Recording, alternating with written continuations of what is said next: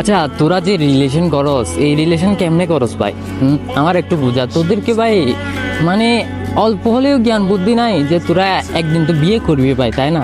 বিয়ে করবি তো এই রিলেশন তোদের কেমনে করতে মন চায় আমার একটু বোঝা।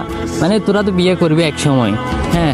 তোরা দেখ, তোরা ওই মেয়েটার সাথে কথা বলার জন্য তোরা ভালো করে বন্ধুর সাথে মিশস না, আড্ডা দিয়ে গেলে বন্ধুর সাইড হয়ে যাস তোরা। মানে তোরা শুধু ওই মেয়েটার সাথে কথা বলার জন্য, মেয়েটার সাথে কখন দেখা করবি, কি করবি না করবি, হ্যাঁ, এগুলো নিয়ে চিন্তায় থাকস। তোরা যদি বাসায় কি কোনো বাজারের অর্ডার দেয় আনতে বলে বা বাজার থেকে, ঠিক আছে, তোরা হুটহাট করে হয় চিল্লাই মাথার মেজাজ গরম করে ফেলস, না হয় এই সেই কত কিছু করে ফেলস তোরা শুধু কি ওই মেয়েটার জন্য। ওই মেয়েটার জন্য তুই কতজনের কাছে খারাপ হস তোরা এটা জানস? হ্যাঁ, বন্ধু বান্ধবের কাছে তোরা খারাপ হয়ে যাস শুধু ওই মেয়েটার জন্য। তোরা মা বাবার সাথেও ভাই খারাপ আচরণ করস, মানে তোদের মাথার মেজাজ গরম হয়ে যায়, ঠিক আছে?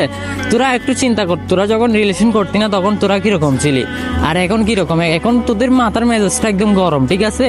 কেউ একটা কথা বারবার জিজ্ঞেস করলে তোদের ওইটা মেজাজ গরম হয়ে যায়। আগে কেউ একটা কথা বারবার জিজ্ঞেস করলে ওইটা নিয়ে হয়তো মজা করতি বা হাসাহাসি করতি, এখন কেউ একটা কথা তোরে দুইবার বলতে পারে না, তুই গরম হয়ে যাস।